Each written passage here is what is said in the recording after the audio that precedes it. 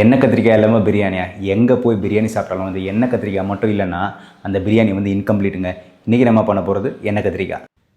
ஒரு பேனில் எண்ணெய் சூடானதுக்கப்புறம் அதில் வந்து வரமல்லி, சீரகம், மிளகு, சோம்பு, வெந்தயம், கசகசை இதை லைட்டாக வறுத்துங்க. இந்த டைமில் என்ன பண்ண போகிறோன்னா சின்ன வெங்காயம், காஞ்ச மிளகா, வேர்க்கடலை, தேங்காய் இதெல்லாம் போட்டு நல்லா வறுத்துக்கிட்டு இதை வந்து நல்லா ஃபைனாக பேஸ்ட்டு, அதாவது ரொம்ப நைஸாக இருக்கணும் பேஸ்ட்டு.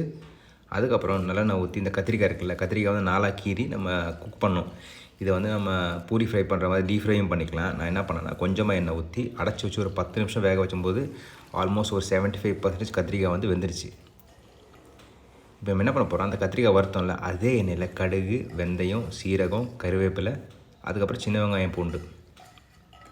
இந்த பூண்டுலாம் முழுசாக போட்டுங்க, சாப்பிட்றதுக்கு நல்லாயிருக்கும். சாப் பண்ணி வச்சுருக்க வெங்காயம், தேவையான அளவு உப்பு போட்டுக்கோங்க. அதுக்கப்புறம் இந்த வெங்காயம் பொன்னிறமாக வதங்கினதுக்கப்புறம் மசாலா தூள் போட்டுக்கலாம். மஞ்சத்தூள், காஷ்மீரி மிளகாத்தூள், தனியாத்தூள் கொஞ்சம் அதிகமாக போடணும்.